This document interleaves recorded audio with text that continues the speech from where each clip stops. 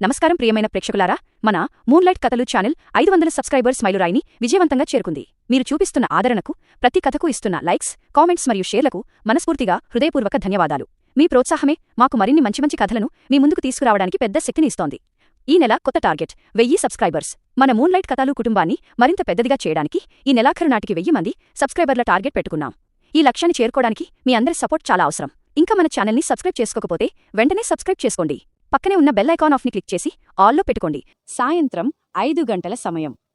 Corporate office 5వ అంతస్తులో వాతావరణం చాలా ప్రశాంతంగా ఉంది. ఆఫీస్ కేఫ్టీరియా గాజు కిటికీ, బయట ఆకాశం సగం నల్లటి మేఘాలతో, సగం సంధ్యరాగంతో తుఫాను రాకను సూచిస్తోంది.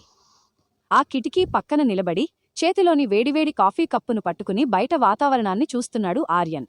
ఆర్యన్ పేరుకి తగ్గట్టే చాలా శాంతస్వభావి, నిశ్శబ్ద జీవి. తెల్లటి crisp shirt, designer top button విప్పేసి ఉన్నా కూడా అతని ముఖంలో అమాయకత్వం స్పష్టంగా కనిపిస్తుంది. కళ్లజోడు వెనుక ఉన్న అతని కళ్ళు చాలా వేగంగా పక్కకి తప్పుకుంటూ ఉంటాయి. ముఖ్యంగా ఆఫీస్లోని అమ్మాయిలు ఎదురొస్తే చాలు ఆర్యన్ చూపులు నేలకేసి చూస్తుంటాయి. ఐటీ ప్రాజెక్టుల కోడింగ్ రాయడంలో ఎంత స్పీడో, రొమాన్స్ లేదా అమ్మాయిలతో మాట్లాడటం అనే విషయానికి వస్తే అంతకు వెయ్యింతలు సిగ్గుపడే స్వభావం అతనిది. అప్పుడే కేఫ్టీరియా తలుపులు తెరుచుకున్నాయి. అక్కడికి ఒక తుఫానులాంటి గాలులతో అడుగుపెట్టింది అనన్య. ఎరుపు రంగు సిల్క్ కుర్తీ, దానికి కాంబినేషన్గా లూజ్ హెయిర్ భుజాలపై అలా ముంగురులుగా పడుతున్నాయి. ముక్కుపై ఒక చిన్న రాయి ముక్కుపుడక మెరుస్తోంది. ఆమె నడుస్తుంటే వస్తున్న పాయల్స్, పట్టీలా సవ్వడికి కేఫ్టీరియాలో ఉన్న కొద్దిమంది కొలీగ్స్ చూపులు ఆమె వైపే తిరిగాయి. కాని అనన్య కళ్ళు మాత్రం ఎవ్వరినీ వెతకడం లేదు. ఆమె చూపులు నేరుగా కిటికీ పక్కన ప్రశాంతంగా కాఫీ తాగుతున్న ఆర్యన్ మీదనే ఉన్నాయి. ఆమె పెదవులపై ఒక చిన్న అల్లరి నవ్వు మెరిసింది. నడకలో చిన్న నాట్యంతో అడుగులో అడుగు వేస్తూ ఆర్యన్ వెనుకవైపుకి చేరుకుంది. ఆర్యన్ ఇంకా బయట మేఘాలను చూస్తూ ఆలోచనలో ఉన్నాడు. అనన్య అతని వెనుక చాలా దగ్గరగా వచ్చి నిలబడింది. ఎంత దగ్గరగా అంటే ఆమె ఊపిరి గాలి ఆర్యన్ షర్ట్ కాలర్ని తాకేంత దగ్గరగా. ఏంటో ఈరోజు ఆఫీస్లో ఏసీ పనిచేయడం లేదా? లేకపోతే నీ పక్కన నిలబడితేనే నాకీ రేంజ్ వేడి ఎక్కుతుందో అర్థం కావట్లేదు ఆర్యన్. అనన్య గొంతు ఆర్యన్ కుడి చెవి దగ్గర మెల్లగా మంత్రంలా వినిపించింది. ఆర్యన్ ఒక్కసారిగా వణికిపోయాడు. చేతిలో ఉన్న కాఫీ కప్పు కొద్దిగా వలకబోయింది. కంగారుగా వెనక్కి తిరగబోయాడు. కాని ఎదురుగా అనన్య నిలబడి ఉంది. ఇద్దరి మధ్య దూరం కనీసం అర అంగుళం కూడా లేదు. అనన్య ముక్కుపుడక మెరుపు ఆర్యన్ కళ్లకు తగిలింది. అనన్య, నువ్వా? ఏంటి అంత దగ్గరగా వచ్చి నిలబడ్డావ్? ఆర్యన్ వణుకుతున్న గొంతుతో అడిగాడు. అతని చెంపలు అప్పుడే ఎర్రబడటం మొదలైంది. అనన్య తన కళ్లను చిన్నవిగా చేసి పెదవిని కోరికింది. దగ్గరగా రాకూడదా ఆర్యన్? నీ పక్కన నిలబడటానికి నాకు ప్రత్యేకంగా పర్మిషన్ ఏమైనా కావాలా ఏంటి? అయ్యో, అలా కాదు అనన్య. ఇది ఆఫీస్, చుట్టూ జనాలు ఉన్నారు. ఎవరైనా చూస్తే ఏమనుకుంటారు? కొంచెం దూరం జరుగుతావా ప్లీజ్? ఆర్యన్ చూపులు అనన్య కళ్లల్లోకి చూడలేక కింద ఉన్న ఆమె కాళ్లవైపు తిప్పేశాడు. అనన్య నవ్వుతూ మరో అడుగు ముందుకు వేసింది. ఆర్యన్ భయంతో వెనక్కి జరిగాడు. కాని వెనుక గోడ అడ్డొచ్చింది. ఇక జరగడానికి చోటులేదు. అనన్య వెంటనే తన 2 చేతులను ఆర్యన్కి ఇరువైపులా గోడపై పెట్టి అతన్ని తన హద్దుల మధ్య బంధించేసింది. ఇప్పుడు చెప్పు ఆర్యన్, ఎక్కడికి పారిపోతావ్? అనన్య చూపులు ఆర్యన్ కళ్లనుంచి మెల్లగా అతని ఎర్రబడుతున్న పెదవుల వైపు పడ్డాయి. ఆర్యన్ హృదయస్పందన వేగం పెరిగింది. అతనికి ఊపిరి పీల్చుకోవడం కూడా కష్టంగా మారింది. అనన్య నుంచి వస్తున్న బాడీ స్ప్రే సువాసన, ఆమె పెదవుల నుంచి వస్తున్న వెచ్చని ఊపిరి అతని నరనరాల్లో రొమాన్స్ని నింపుతున్నాయి. కాని అతని సిగ్గు అతన్ని ముందుకు వెళ్లనివ్వడం లేదు. అనన్య, పారిపోవడం ఏంటి? నువ్వు చాలా డేంజర్గా ప్రవర్తిస్తున్నావు ఈరోజు. నన్ను విడిచిపెట్టు. నేను డెస్క్ దగ్గరికి వెళ్ళాలి. వర్క్ ఉంది. ఆర్యన్ గొంతు తడబడింది. వర్కా? ఇంత అందమైన మెయిన్ ప్రాజెక్ట్ నీ కళ్ల ముందు, నీ చేతుల మధ్య ఉంటే నువ్వు ల్యాప్టాప్ ముందు కూర్చుని కోడింగ్ రాస్తావా ఆర్యన్? ఎంత అన్యాయమిది! అనన్య తన కుడిచేతి వేలితో ఆర్యన్ గడ్డాన్ని మెల్లగా తాకింది. ఆ స్పర్శకి ఆర్యన్ శరీరం ఒకసారిగా జల్లుమంది. అతను కళ్ళు మూసుకున్నాడు. కళ్ళు తెరవు ఆర్యన్, నన్ను చూడు. అనన్య గంభీరంగా అంతకంటే రొమాంటిక్గా అంది. ఆర్యన్ మెల్లగా కళ్ళు తెరిచాడు. కళ్లజోడు వెనుక ఉన్న అతని కళ్ళు అమాయకంగా ఒక రకమైన కోరికతో మెరుస్తున్నాయి. నువ్వు నన్ను చూసి ప్రతిసారీ ఇలా సిగ్గుపడిపోతే నాకేమనిపిస్తుందో తెలుసా? అనన్య తన ముఖాన్ని ఆర్యన్ చెంపకి ఇంకా దగ్గరగా తీసుకువెళ్ళింది. ఏమనిపిస్తుంది? నిన్ను అలా గోడకి అణిచిపెట్టి నీ ఈ సిగ్గుని నా ముద్దులతో కరిగించేయాలి అనిపిస్తుంది. నీ ఎర్రటి చెంపలమీద నా ముద్ర వెయ్యాలి అనిపిస్తుంది. అనన్య గొంతులో మత్తు అణువణువునా నిండిపోయింది. అనన్య, ప్లీజ్, నువ్వు మాట్లాడే మాటలు నాకు పిచ్చెక్కిస్తున్నాయి. నేను భరించలేకపోతున్నాను. నా గుండె ఆగిపోయేలా ఉంది. ఆర్యన్ తన 2 చేతులతో అనన్య నడుముని పట్టుకుని పక్కకి జరపాలని చూశాడు. కాని ఆశ్చర్యం! అతడు అనన్య నడుముని పట్టుకోగానే అనన్య చిన్నగా మూలిగింది. ఆర్యన్, నన్ను అంత గట్టిగా పట్టుకోవాలని ఉందా? I like it. Aryan shock అయ్యాడు. తను జరపడానికి చెయ్యి వేస్తే అనన్య దాన్ని ఇంకోలా అర్థం చేసుకుంది. భయంతో వెంటనే చేతులు వెనక్కి తీసేశాడు ఆర్యన్. సారీ, నేను కావాలని పట్టుకోలేదు అనన్య. నిన్ను పక్కకి జరుపుదామని. అనన్య గట్టిగా నవ్వేసింది. ఆ నవ్వు కేఫ్టీరియాలో ఒక రకమైన సంగీతంలా మోగింది. నువ్వు ఎంత అమాయకుడివి ఆర్యన్! నిన్ను చూస్తుంటే నాకింకా రొమాంటిక్ థాట్స్ వస్తున్నాయి తెలుసా? ఒక అమ్మాయి నీంత దగ్గరగా వచ్చి నీ నడుము తాకుతుంటే నువ్వు నన్ను అణుచుకోడానికి ట్రై చేస్తున్నావు. కాని నీ కళ్ళు చెప్తున్నాయి నీకు కూడా నేను కావాలని. బయట గాలి వేగం పెరిగింది. వర్షం చినుకులు పెద్దవిగా పడటం మొదలయ్యాయి. కేఫ్టీరియా లైట్లు చిన్నగా డిమ్మయ్యాయి. వాతావరణం మరింత రొమాంటిక్గా మారింది. ఆఫీస్లో ఉన్న మిగతా జనాలు లైటింగ్ తగ్గడంతో తమ తమ డెస్కుల వైపు వెళ్ళిపోయారు. ఇప్పుడు ఆ పెద్ద కేఫ్టీరియాలో కేవలం ఆర్యన్, అనన్య మాత్రమే మిగిలారు. ఆర్యన్ చుట్టూ చూశాడు. అందరూ వెళ్ళిపోవడం గమనించి అతనిలో భయం ఇంకా పెరిగింది. చూసావా, అందరూ వెళ్ళిపోయారు. మనం కూడా వెళ్ళిపోదాం పద. ఎందుకు వెళ్ళాలి ఆర్యన్? ఇప్పుడు కదా అసలైన సమయం వచ్చింది. చుట్టూ ఎవరూ లేరు. బయట వర్షం, లోపల నువ్వు, నేను. అనన్య తన ఎడమ చేతిని ఆర్యన్ షర్ట్ బటన్స్పై వేసి మెల్లగా కిందకి జరుపుతూ వచ్చింది. ఆర్యన్ శ్వాస వేగం పెరిగింది. అనన్య, వద్దు, అక్కడ తాకకు. ఎందుకు వద్దంటావార్యన్? నీ గుండె వేగంగా కొట్టుకుంటోంది. ఇక్కడ చెయ్యి పెడితే నీ గుండె చప్పుడు నా చేతికి తగులుతోంది. నాకోసమేనా ఈ వేగం? అనన్య అతని ఛాతీపై చెయ్యి వేసి దాన్ని ఇంకా గట్టిగా నొక్కింది. ఆర్యన్ కళ్ళు మూసుకుని గోడకి తల ఆనించాడు. అనన్య, నువ్వు రోజురోజుకి చాలా రొమాంటిక్గా, బోల్డ్గా మారిపోతున్నావు. నేను నీతో ఇలా మాట్లాడలేను. నేను బోల్డ్గా మారలేదు ఆర్యన్. నిన్ను నా సొంతం చేసుకోవాలనుకుంటున్నాను. నీలోని ఈ సిగ్గుని పూర్తిగా తుడిచేసి నిన్ను పూర్తి రొమాంటిక్ పురుషుడిగా మార్చాలని నా కోరిక. నువ్వు నన్ను చూసి భయపడటం కాదు, నన్ను నీ కౌగిట్లోకి తీసుకోవాలి. దానికి ఎంత సమయం పడుతుందో చూస్తాను. అనన్య అతని కళ్లలోకి సూటిగా చూస్తూ అంది. నేను ఎప్పటికీ ఇంతే అనన్య. నాకు సిగ్గు ఎక్కువ. అమ్మాయిలతో ఎలా ప్రవర్తించాలో నాకు తెలియదు. ఆర్యన్ దీనంగా చూశాడు. తెలియకపోతే నేను నేర్పిస్తానుగా. నా మొదటి పాఠమేంటో తెలుసా? అనన్య ఆర్యన్ కింద పెదవిపై తన బొటనవేలిని ఉంచి మెల్లగా రుద్దింది. ఆర్యన్ ఒళ్ళు జలధరించింది. ఏంటా పాఠం? ఇదిగో ఇది అంటూ అనన్య ఆర్యన్ కళ్లలో చూస్తూనే తన ముఖాన్ని అతని వైపు తిప్పింది. ఆర్యన్ పెదవులకు అనన్య పెదవులు తాకేంత దగ్గరికి వచ్చాయి. ఆర్యన్ గుండె ఒక్కసారిగా ఆగిపోయినంత పనైంది. అనన్య శ్వాస వేడి అతని పెదవులపై పడుతోంది. ఆర్యన్ తన కళ్లను గట్టిగా మూసుకున్నాడు. అతని చేతులు అనన్య భుజాలను పట్టుకున్నాయి. అది తోసేయడానికో లేక దగ్గరికి లాక్కోవడానికో అతనికే తెలియదు. అనన్య అతన్ని ముద్దు పెట్టుకోవడానికి సిద్ధమైంది. కాని సరిగ్గా అదే సమయంలో ఆర్యన్ ఫోన్ బిగ్గరగా రింగ్ అయింది. ఫోన్ శబ్దానికి ఆర్యన్ ఒక్కసారిగా లోకంలోకి వచ్చాడు. అనన్య కొద్దిగా వెనక్కి తగ్గి నవ్వింది. ఆర్యన్ కంగారుగా జేబులోంచి ఫోన్ తీశాడు. ప్రాజెక్ట్ మేనేజర్ నుంచి కాల్. Hello sir. అవును సార్, నేను ప్రాజెక్ట్ ఫైల్స్ చూస్తున్నాను. ఇప్పుడే డెస్క్ దగ్గరికి వస్తున్నాను సార్. ఆర్యన్ వణుకుతున్న గొంతుతో చెప్పి ఫోన్ కట్ చేశాడు. అతను అనన్య వైపు చూశాడు. అనన్య గోడకి ఆనుకుని 2 చేతులు కట్టుకుని ఒక మత్తెక్కించే నవ్వు నవ్వుతూ అతనివైపే చూస్తోంది. మేనేజర్ కాల్ కాపాడింది అనుకుంటున్నావా ఆర్యన్? కాని ప్రతీసారీ నీ ఫోన్ నిన్ను కాపాడలేదు. ఈ వర్షం తగ్గాక మనం రూమ్కి వెళ్ళాలి. నీకు గుర్తొస్తుందా? నీ కార్లో ఈరోజు నేను కూడా వస్తున్నాను. అనన్య కన్నుకొట్టి అంది. ఆర్యన్ నోరు వెళ్ళబెట్టాడు. నువ్వా? నా కార్లోనా? అవును మైడియర్ సిగ్గుల రాజా. కార్లో సుదీర్ఘ ప్రయాణం. బయట వర్షం. పక్కన నేను. ఆలోచించుకో.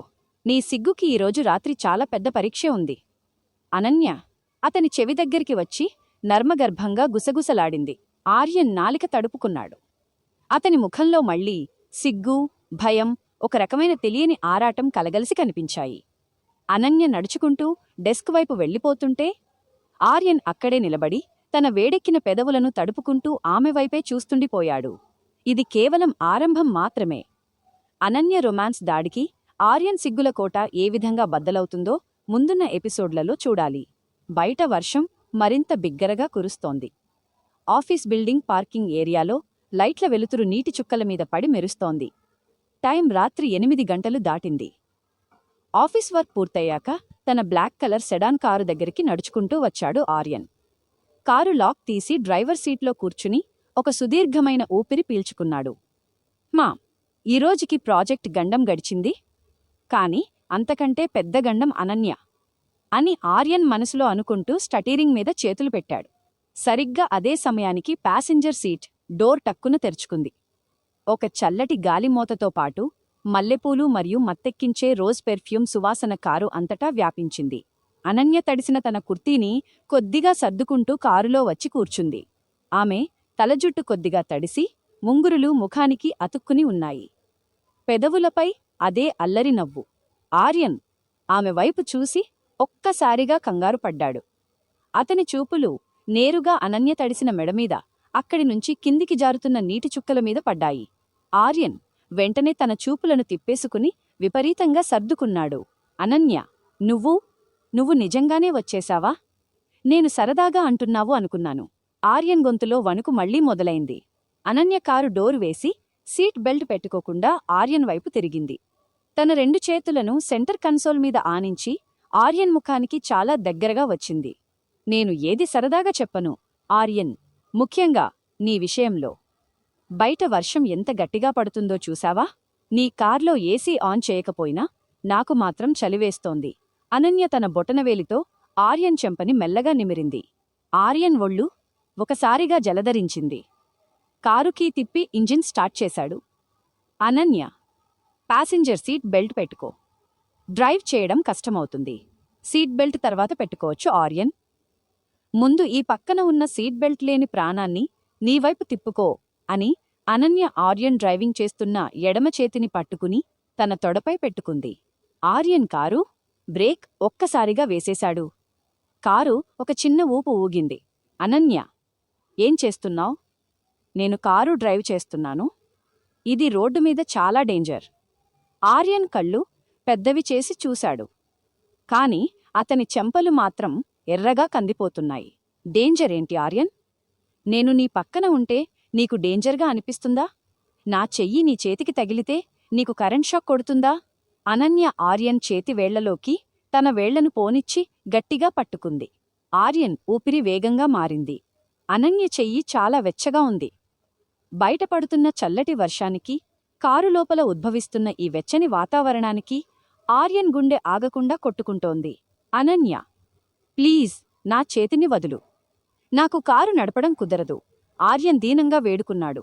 నేను వదలను ఆర్యన్. నువ్వు ఒక చేతితోనే డ్రైవ్ చెయ్. నీ ఇంకో చెయ్యి నా హక్కు. ఈ రాత్రికి నువ్వు నా నుంచి పారిపోలేవు. అనన్య నవ్వుతూ తన ఎడమ చేతిని ఆర్యన్ భుజం వెనుక వేసి అతనివైపు ఇంకా ఒరిగి కూర్చుంది. ఆర్యన్ విధిలేక ఒక చేతితోనే స్టీరింగ్ పట్టుకుని కారుని ముందుకు నడిపించాడు. వర్షం వల్ల వైపర్లు వేగంగా తిరుగుతున్నాయి. రోడ్డు ఖాళీగా ఉంది. కారు లైట్ల వెలుతురులో తడిసిన రోడ్డు మెరుస్తోంది. ఆర్యన్, అనన్య గొంతు మత్తెక్కించేలా వినిపించింది. చెప్పు అనన్య. ఆర్యన్ రోడ్డువైపే చూస్తూ అన్నాడు. నన్నొకసారి చూడు. వద్దు అనన్య, నేను డ్రైవింగ్ చేస్తున్నాను.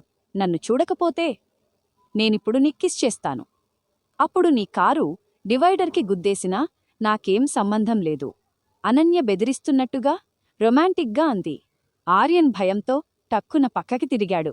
అనన్య తన ముఖాన్ని ఆర్యన్ మెడ దగ్గరికి తీసుకెళ్ళింది. ఆమె పెదవులు ఆర్యన్ షర్ట్ కాలర్ని దాటుకుని అతని మెడ చర్మాన్ని తాకాయి. ఆర్యన్ శరీరం విల్లులా వంగిపోయింది. అతని కళ్ళుమూతలు పడ్డాయి. అనన్య, ప్లీజ్. అక్కడ వద్దు. ఎందుకు వద్దంటావార్యన్? నీ మెడ దగ్గర నా పెదవులు తాకగానే నీ శరీరం ఎలా వణికిపోతుందో తెలుసా? నీకు ఈ స్పర్శ నచ్చుతోంది. కాని నీ ఈ పాపిష్టి సిగ్గు నిన్ను బయటపడనివ్వడం లేదు. అనన్య ఆర్యన్ మెడపై తన పెదవులతో చిన్నగా ముద్దు పెట్టుకుంది. ఆర్యన్ తన ఎడమ చేతితో కారు స్టీరింగ్ని గట్టిగా పట్టుకున్నాడు. అతను కింద పెదవిని గట్టిగా కొరుక్కున్నాడు. అనన్య ఇస్తున్న ప్రతి స్పర్శ అతనికి ఒక కొత్త అనుభూతిని ఇస్తోంది. అతను ఎప్పుడూ ఏ అమ్మాయితోనూ ఇంత దగ్గరగా లేదు. 24 సంవత్సరాల అతని జీవితంలో అనన్య ఒక రసవత్తరమైన తుఫానులా వచ్చిపడింది. అనన్య, మనం చాలా దూరం వెళ్ళాలి. నువ్వు ఇలా చేస్తే నేను కారు ఏ చెట్టుకో గుద్దేస్తాను, ఆర్యన్ వణుకుతున్న గొంతుతో అన్నాడు. అనన్య చిన్నగా నవ్వి అతని చెంపపై తన బొటనవేలితో రుద్దింది. గుద్దేస్తే గుద్దేయ్ ఆర్యన్. నీతో చావడానికైనా నాకు సమ్మతమే. కాని చనిపోయేలోపు నీ పెదవుల తీపిని నేను రుచి చూడాలి. నువ్వు అసలు తగ్గేలా లేవు. ఆర్యన్ సిగ్గుతో ముఖం తిప్పుకున్నాడు. నేను తగ్గను ఆర్యన్. నీలోని మగతనాన్ని బయటికి తీసేవరకు నేను తగ్గను. నువ్వు ఎంత సిగ్గుపడితే నేను అంత రొమాంటిక్గా మారతాను. అనన్య తన సీట్ బెల్ట్ లేకుండా ఆర్యన్ ఒళ్ళోకి కొద్దిగా ఒరిగింది. ఆమె తల ఆర్యన్ భుజం మీద ఉంది. ఆమె తడిసిన జుట్టు సువాసన ఆర్యన్ ముక్కుపుటలను తాకుతోంది. కారు మెల్లగా నగర సరిహద్దులు దాటింది. వర్షమింకా పడుతూనే ఉంది. కారు విండ్షీల్డ్ మీద పడుతున్న నీటి చుక్కల చప్పుడు, కారు లోపల ఇద్దరి శ్వాసల వేడి ఒక మరుపురాని రాత్రికి నాంది పలుకుతున్నాయి. ఆర్యన్, మనం ఎక్కడికి వెళ్తున్నాం? అనన్య మెల్లగా అడిగింది. నీ ఇంటికి దింపడానికి, ఆర్యన్ చెప్పాడు. నా ఇంటికా? లేదు ఆర్యన్, ఈరోజు నా ఇంట్లో ఎవరూ లేరు. కాని నేను నా ఇంటికి వెళ్ళను. నేను నీ ఇంటికి వస్తున్నాను, అనన్య ప్రకటన చేసింది. ఆర్యన్ ఒక్కసారిగా షాక్ అయ్యాడు. ఏంటి, నా ఇంటికా? అనన్య, పిచ్చిపట్టిందా నీకు? మా ఇంట్లో, నా రూంలో నువ్వు రావడమేంటి? ఏంటి ఆర్యన్ అంత భయపడుతున్నా? నేను నీ రూంకి వస్తే నిన్ను తినేస్తానా ఏంటి? అయితే తినేసినా తినేయవచ్చు. అనన్య అల్లరిగా కన్నుకొట్టింది. అనన్య, ప్లీజ్ సరదా పడకు. నా రూంలో ఒక్కడినే ఉంటాను. నువ్వు రాత్రివేళ నా రూంకి వస్తే ఏమవుతుంది ఆర్యన్? ఒక అందమైన అమ్మాయి, ఒక అమాయకమైన సిగ్గుల అబ్బాయి ఒకే గదిలో వర్షం పడుతున్నా రాత్రివేళ ఉంటారు. ఏమవుతుందో నీ ఊహకే వదిలేస్తున్నాను. అనన్య ఆర్యన్ కింద పెదవిపై తన వేలితో తాకి మళ్లీ నవ్వింది. ఆర్యన్ గుండె ఆగిపోయినంత పనైంది. అనన్య ధైర్యం చూసి అతనికి భయంతో పాటు లోపల ఏదో తెలియని ఒక తీపి కోరిక నిండిపోతోంది. అతను ఏమీ మాట్లాడలేకపోయాడు. కారు మెల్లగా ఆర్యన్ అపార్ట్మెంట్ వైపు సాగిపోయింది. కారు అపార్ట్మెంట్ పార్కింగ్లో ఆగింది. కారు ఇంజిన్ ఆఫ్ అవ్వగానే ఆవరించిన ఆ నిశ్శబ్దం ఇద్దరి మధ్య ఉన్న రొమాంటిక్ వాతావరణాన్ని మరింత పెంచేసింది. అనన్య ఆర్యన్ వైపు చూసింది. ఆర్యన్ స్టీరింగ్పై చేతులు పెట్టి చూపులు కిందకి దించి నిలబడి ఉన్నాడు. పద ఆర్యన్, పైకి వెళ్దాం, అనన్య మెల్లగా అంది. ఆర్యన్ నాలిక తడుపుకుని, అనన్య, ఇప్పటికైనా ఆలోచించుకో. పైకి వెళ్తే నీ సిగ్గుకి అంతిమ ఘట్టం ప్రారంభమవుతుంది ఆర్యన్ అని అనన్య కారు డోర్ తీసి బయటికి అడుగుపెట్టింది. ఆర్యన్ కారు దిగి అనన్య వైపు చూశాడు. వర్షంలో కొద్దిగా తడిసిన అనన్య రూపం ఈ రాత్రి తన జీవితంలో ఎన్నడూ లేనంత పెద్ద రొమాంటిక్ తుఫానును తీసుకురాబోతోందని అతనికి అర్థమైంది.